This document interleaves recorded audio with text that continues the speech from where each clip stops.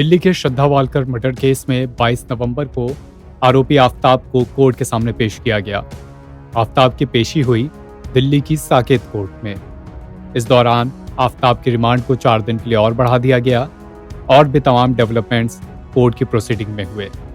आफताब की तरफ से कोर्ट में पेश हुए वकील अविनाश कुमार इस पूरे मामले में आफताब का पक्ष कोर्ट के सामने रखेंगे। अविनाश कुमार को कोर्ट ने आफताब के लिए एक लीगल एड के तौर पर मुहैया कराया है। लीगल एड के मायने होते हैं कि जिन लोगों के पास न्यायालय जाकर अपनी कानूनी समस्या को, कानूनी केस में अपने पक्ष को रखने के लिए पर्याप्त विकल्प नहीं होते हैं, पर्याप्त धन नहीं होता है, उन्हें कोर्ट की तरफ से, अदालत की तरफ से बहुत कम पैसे में एक विधिक सहायता मुहैया कराई जाती है। इस विधिक सहायता को ही लीगल एड कहते हैं। तमाम बार कोर्ट एक विधिक सहायता के तौर पर किसी वकील को पक्ष के लिए मुहैया कराता है, जिससे कोई भी पक्ष अदालत के सामने अनसुना न रह जाए। दरअसल भारत की पूरी न्याय व्यवस्था इस बात में यकीन रखती है कि दोषी साबित होने तक सभी लोगों को अपना पक्ष रखने का मौका मिलना चाहिए, और इसी तथ्य को स्थापित करने के लिए विधिक सहायता का प्रावधान रखा गया है, ताकि कोई भी पक्ष धन के अभाव में या संसाधनों के अभाव में अपना पक्ष रखने से महरूम न रह जाए। जब उसे कम पैसे में एक विधिक सहायता मुहैया कराई जाती है तो इसे ही लीगल एड कहा जाता है, और यही लीगल एड वकील अविनाश कुमार के रूप में आफताब को मुहैया कराया गया है। अविनाश कुमार ने पेशी के बाद बताया कि दिल्ली की साकेत कोर्ट में आफताब ने अदालत के समक्ष कहा है कि वो दिल्ली पुलिस को इस पूरे मामले की जांच में पूरा सहयोग कर रहा है।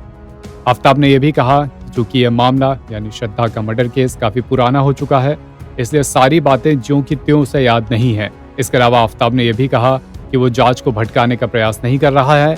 दिल्ली पुलिस को जांच में वो पूरा सहयोग करेगा।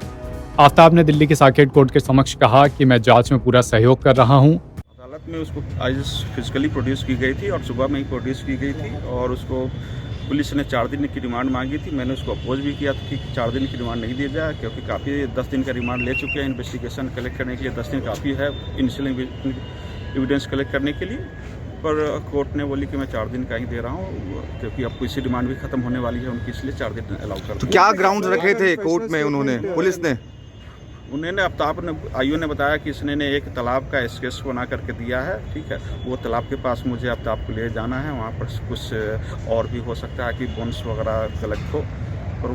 और इस भी आफताब ने जज साहब के सामने बताया कि सर मैं दिल्ली पुलिस को पूरी तरीके से कोऑपरेट कर रहा हूँ, और दिल्ली पुलिस भी मुझे पूरी तरीके से कोऑपरेट कर रही है, और मैं किसी तरह का मिसलीड नहीं कर रहा हूँ। तो इस पर आईओ साहब ने भी ऐसा कोई काउंटर नहीं किया। उसने ये भी कहा कि श्रद्धा ने मुझे प्रोवोक किया था, यानी भड़काया था, उकसाया था, जिसके बाद ही ये सारी घटना हुई। आफताब ने यह भी कहा कि मैंने जो किया वो गुस्से में किया, यानी हीट ऑफ द मोमेंट में किया। हालांकि आफताब के तमाम बयानों को वकीलों के मुताबिक अदालत ने इस अपने रिकॉर्ड पर नहीं रखा है। वहीं दूसरी तरफ सुरक्षा कारणों से आफताब की ये पेशी वीसी के जरिए, यानी वीडियो कॉन्फ्रेंसिंग के जरिए ही हुई थी।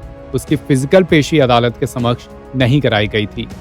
बता दें कि पिछली बार जब आफताब को कोर्ट के समक्ष पेश किया गया था, तो जब वो अदालत के अंदर जा रहा था, उस वक्त वकीलों ने आफताब का काफी विरोध किया था, उसके खिलाफ नारेबाजी भी की थी कि इस नृशंस हत्याकांड में उसे फांसी की सजा होनी चाहिए। इसके बाद ही सुरक्षा कारणों को ध्यान में रखते हुए आफताब की पेशी वीडियो कॉन्फ्रेंसिंग पर ही की गई। इसमें उसकी तरफ से वकील अविनाश कुमार पेश हुए।